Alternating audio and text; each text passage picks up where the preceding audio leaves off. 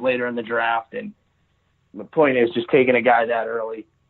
Just, even though they can be excellent like Gurley, Zeke, Barkley, is that necessarily the way to win? Right. You take so needless to say, I thought the Giants shouldn't have taken, Darnold or another quarterback there, or go on the defensive end, like a Bradley Chubb. But well, I don't know. Speaking of the Giants, I mean, yeah, it was, I don't want to say questionable, but that's what they decided to go with Barkley. And I mean, Barkley was amazing, but they still have a major hole at quarterback. Eli Manning just is. He's looking like they've got holes everywhere. Holes everywhere. Yeah. So no, for sure. And I mean, they got really unlucky to start the season. So they started off like 0-5? I don't know, right. Something that was almost impossible to come back from. But they finished pretty decently strong. And if Beckham hadn't gotten hurt, who knows?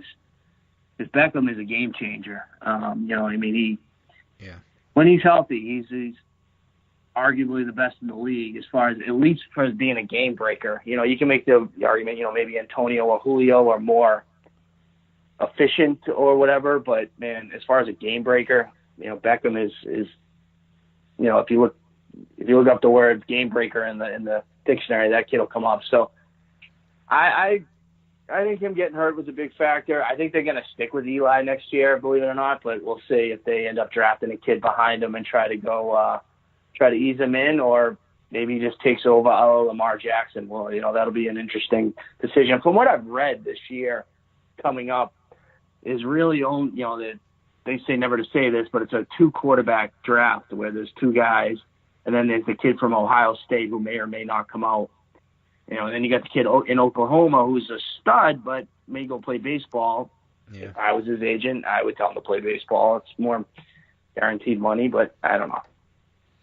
Yeah, and about Lamar Jackson, I have to agree, and I never want anybody to get hurt, but just about every quarterback that could run, they get injured, and then that's it for them running. So you better have something else other than running. So yeah, I mean, it's going to be a Josh Allen problem as well. I mean, Josh Allen, he makes some plays, no doubt. The kid, but he's very inaccurate, like horribly inaccurate. So if he ever does get accurate, it's but it's tough to judge rookie quarterbacks because as we've seen, the second year we had Goff become a legitimate starter / Pro Bowl type guy. You had Trubisky, make the leap. So it's tough to judge rookies, and you certainly I actually am high on Darnold still. I think he'll be the best quarterback in the draft, but Baker has, looks pretty legit. I'm going, I guess, with the more conservative, tall with big arm and accurate guy like a Darnold. I know he does have turnover issues, and I know Baker's been unbelievable thus far, but we'll see in 3-4 years who's the top dog. Yep, we will see. Then moving on to September, the Raiders had a big year, but not necessarily a good thing. John Gruden took over in January. Then they trade in September. They trade Khalil Mack to the Bears, basically making them a playoff and/or Super Bowl contender. Then later on, they trade Amari Cooper to the Cowboys. So I guess let's see how that all turns out. But I mean, the Raiders. Crazy. Yeah, they decided to rebuild, which was interesting. They did keep Carr, so they kept him around. But as far as trading Cooper, obviously he's looked good at Dallas, so can't really. I don't know if that was the offensive coordinator's problem, not figuring out how to utilize him or what. But he started off great, and then the last 2 years in Oakland, Amari was very average. So I don't know what happened there. It's obviously scheme can make players look a lot better than they are. A good comparison would be like Robert Woods in Buffalo versus Robert Woods in L.A. He was good in Buffalo. But he's been excellent in L.A. So scheme is everything.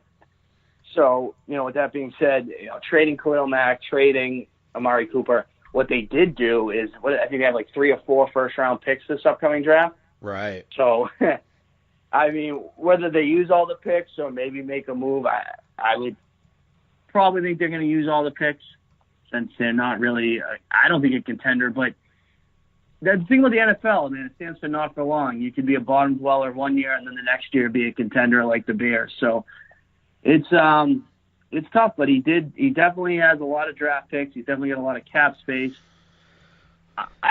Carr, I'm hit or miss on. I mean, he looked excellent his rookie year, and then from there he's just been a high interception guy. So I don't know what to make of him, to be honest with you. I'm sure Gruden will try to work with him this year and see if he's the long-term answer.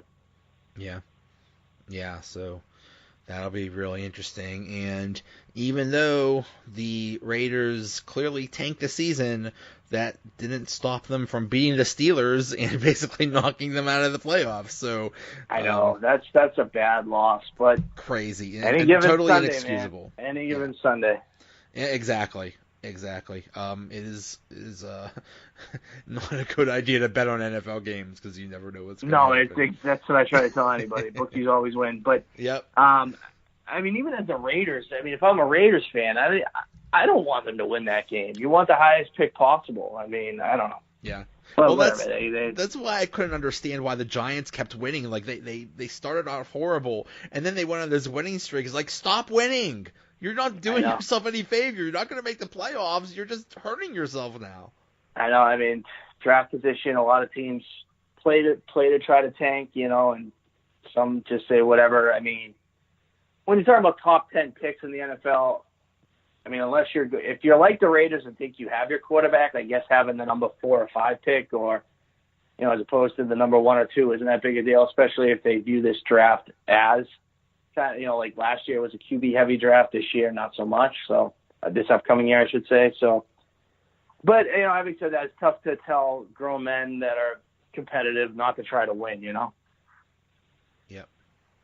So then later on in September, it became apparent that Pat Mahomes was going to be really good. And it was actually in January that the Chiefs traded Alex Smith to the Redskins, so making Mahomes the quarterback. And he starts the year throwing, week 1 throwing 4 touchdowns, and then week 2 throwing 6 touchdowns. He ends up with 50 and could be the MVP. Gosh, he's great to watch. He's just really fun to watch. He's amazing. No, that would be my MVP vote. I mean, the Chiefs, the 1 seed, and he's a big reason why. And 50 touchdowns. I mean, historically, I'm not sure. Did Breeze? I know Breeze, Brady, and Manning have thrown 50 touchdowns. Did they win MVP? I'd have to look that up. I know Brady and Manning did. I'm not sure on Breeze. Yeah, did he win MVP that? But my point is, usually 50 touchdowns is like, okay, you're the MVP type thing. Right. Especially if you're the 1 seed. So I guess his main competition is like, I guess Breeze. But he didn't play the last week, which I get there's nothing to play for. But, I mean, I would just lean Chiefs. Mahomes, just because I'm always wary of quarterbacks in the dome. Him and Luck get that luxury, and it helps. It helps a lot. Oh, yeah. Yeah, totally. Then later on in September, and this is a theme throughout the season, just the officiating was so questionable. It started in the year with, if you breathed on the quarterback, you got a roughing the passer penalty, but there were just so many games where the just terrible calls affected games. I mean, just in the Browns Ravens game yesterday. Sure. There was Lamar Jackson. It looked like he was about to dive for a touchdown, but he fumbled before that. But they called the play dead. That was basically a touchdown, and the Browns lost by 2. So and then the Steelers just got killed in the Chargers game by an obvious false start on one of the Chargers touchdowns. And I mean, there have been so many times where just terrible officiating, and it's so frustrating because it's such an easy fix. They could just use technology to fix it. Technology, or I read something. I think it was what's his name now? I'm blanking.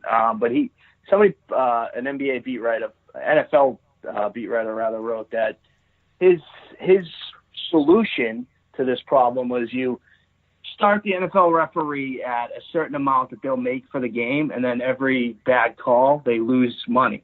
Now, I don't know if the refs would ever agree to this in a million years, but it definitely gives them incentive to make sure they get the calls right. So I thought it was an interesting idea, where say like they get, I have no idea what the going rate for an NFL ref is. If they get $5,000 a game, let's just say you start off at $5,000, and if you get a call wrong, it's like minus a couple $100 for every one. And then if it's like egregious, you can get, I don't know. The point is much like the NFL, where if they perform, they get more money, try to get some type of performance enhanced pay structure. But as far as, solving the problem overnight, because even though I thought that was a cool idea, I don't think it would happen in a million years. If you're looking for an actual solution, I don't know if there is one. I mean, this is part of the league. The NFL has had this issue for a long time. The referees, remember the strike year, those replacement referees were even much worse. Worse. So it's right. So, everyone points to college referees because college refs seem to have a good reputation. So I don't know, if there's just the rules difference makes it easier for college refs or what, or if it's just not under a microscope as much. I don't know. I think what they should do, because basically when we look at a play, we're watching it on TV and we see something that's like, oh my God, this is clearly not a pass interference or whatever the egregious call is. Usually you can make that call almost instantly. I say review every play within 20 seconds or something like that. I mean, if it's obvious, then overturn it. If it's not, then let it go. I'm not, I don't want them to spend 5 minutes on every call, but at least review it. Like if it's something real obvious and you could quickly see it, then say, stop it, reverse it. That's tough because part of the game now is as with these offenses like the Chiefs, the Patriots do it a little, Pittsburgh does it a little. No hurry up, right. Yeah, so if you're going to slow down the offense and hinder what the coaches are trying to implement for a game plan to review and nitpick every little thing. Right. That's where you get the slippery slope. So, Again, if it's egregious and game-changing, I'm totally with you. But if it's, 8 minutes to go in the first or second quarter or even the third quarter, you kind of have to have the human element, It's Again, it gets frustrating because, we've had calls go our way. We've had calls not go our way as Patriots fans. I mean, usually what they'll do is they'll try to correct it the following year, like Jesse James last year. That was a season-changing call, against the Patriots, that Jesse James touchdown. That was later, ruled not a touchdown. Patriots win. And then they get the 1 seed because of that, and then they're able to go to the Super Bowl. Obviously, if Pittsburgh gets that touchdown and wins, you guys would have got the 1 seed, and then who knows? Right. So, again, even though we benefited that time, but I can say that even last year when that touchdown rule being so strange, if you watched the Pittsburgh game, they called it that way. And then in the Super Bowl, they gave Philly 2 touchdowns that were the same thing. So, and again, I think they're touchdowns, so I'm not going to bitch about it. But come on, I mean, you got to call it. You got to call it straight. So I mean, it's tough to win like that too. I mean, the Pittsburgh game, I felt bad. I was like, oh geez. But you take the win and you take the win, and then you get the 1 seed, and then they did what they were supposed to do and go to the Super Bowl. So, but those calls happen. It seems every year. Yep. You'd mentioned Lamar Jackson. Yep. Then in November, this was a story that dominated headlines in Pittsburgh for months. The Le'Veon Bell holdouts, and he he didn't. They couldn't work out a contract, so the Steelers had him under the franchise tag, and I think everybody assumed he would just show up for his final year. And when he didn't show up in the beginning of the year, they thought, well, maybe he'd show up in the middle, and then he didn't show up at all, and he